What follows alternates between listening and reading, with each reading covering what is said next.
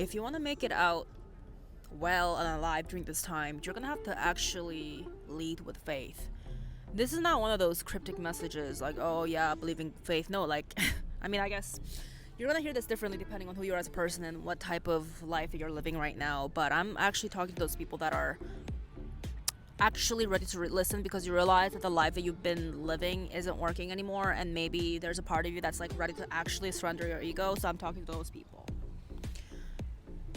You're gonna have to start asking better questions. You have to really completely eradicate your victim complex. You can no longer play into your victimhood. I don't care what you've been through so far, the amount of suffering you've endured so far. It's not about invalidating your experiences, but you have to stop leading with those sob stories.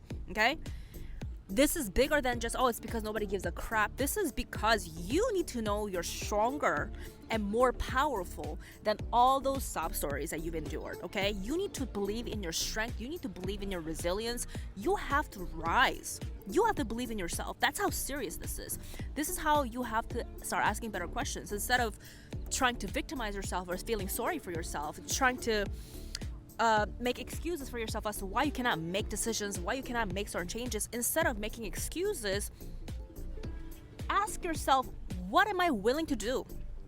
What do I need to do? What am I willing to do? What type of sacrifice am I willing to make in order to actually invoke a change in my life?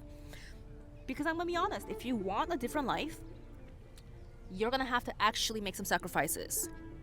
Walking with faith takes sacrifices.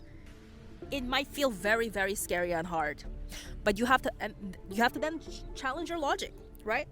You've lived your life with your logic all this time, and that's why you're in this period where you're stuck, right?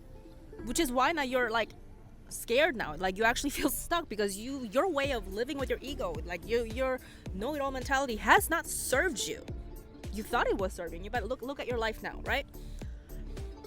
So when I say lead with faith, it means that you have to trust in something bigger than yourself and trust yourself to trust that thing.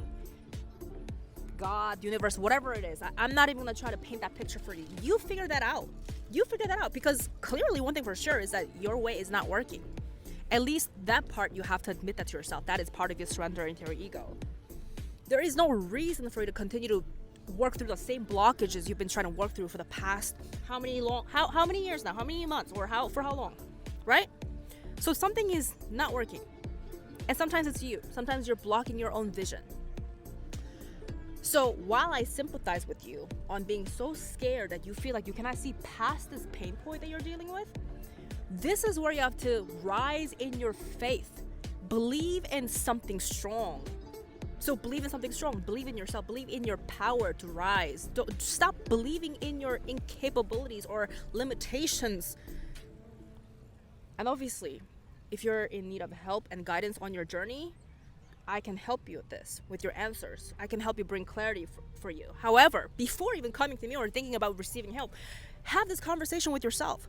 What are you willing to do? Are you ready to make sacrifices? Are you ready to actually rise? Or are you going to continue to feed into your victim complex and self-limiting beliefs?